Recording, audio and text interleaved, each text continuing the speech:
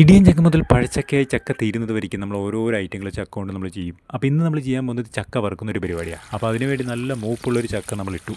മുകളിലൊന്നും കയറേണ്ട ആവശ്യമില്ല, താഴെ തന്നെ നമുക്ക് പറിക്കാം, അത്രയും സൗകര്യമുണ്ട്. അപ്പോൾ അതിനെയൊക്കെ കട്ട് ചെയ്ത് ചെറിയ ചെറിയ പീസുകളാക്കി, എന്നിട്ട് അതിൻ്റെ ചുളകളൊക്കെ പറിച്ചെടുത്തിട്ട് ഇതേപോലെ കനം കുറച്ചിട്ട് ഒരേപോലുള്ള പീസുകളാക്കി എടുക്കുക.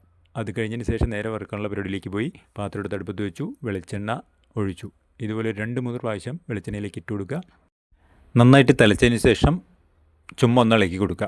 ഇളക്കി കൊടുത്തിട്ട് ഇതിൻ്റെ കൂടെ നമ്മുടെ മഞ്ഞൾപ്പൊടിയും ഉപ്പും ചേർത്തിട്ടുള്ള വെള്ളം ഒഴിച്ചു കൊടുക്കുക. ഒഴിച്ചു കൊടുക്കുമ്പോൾ എന്താണെന്ന് വെച്ച് കഴിഞ്ഞാൽ നല്ല ക്രിസ്പി ആയിട്ട് കിട്ടണമെന്നുണ്ടെങ്കിൽ ഇങ്ങനെ ഒഴിച്ചു കൊടുത്തിട്ട് അത് നല്ലപോലെ തിളച്ച് അതിൻ്റെ പത വരും. ആ പത പോയി കഴിയുമ്പോഴാണ് നല്ല ക്രിസ്പി ആയിട്ട് വരിക. നല്ല രസമായിരിക്കും അങ്ങനെ ചെയ്യുമ്പോൾ. ഓക്കെ, അപ്പോൾ ഇത് ചക്ക നമ്മൾ വറുക്കാൻ എടുക്കുന്ന സമയത്ത് അതിൻ്റെ പൊട്ടിയതും പൊളിഞ്ഞതൊക്കെ മാറ്റിയിട്ടിട്ട് ഇതുപോലെ ഉപ്പേരി ഉണ്ടാക്കാനായിട്ട് മാറ്റി വയ്ക്കും.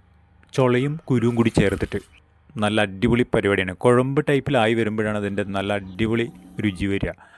ഈ ചില്ലി ഫ്ലേക്സും അതുപോലെ തന്നെ വെളുത്തുള്ളി, ചുവന്നുള്ളി ഇതൊക്കെ മൂപ്പിച്ചെടുത്തിട്ടുള്ളൊരു മണം വരും. ആ മണമാണ് നമ്മളെ കൊതിപ്പിക്കുക. ചോറിൻ്റെ കൂടെ കഴിക്കാം, അതുപോലെ തന്നെ ബീഫോ ചിക്കനൊക്കെ ഉണ്ടെങ്കിൽ അടിപൊളിയായിരിക്കും. ഓക്കെ.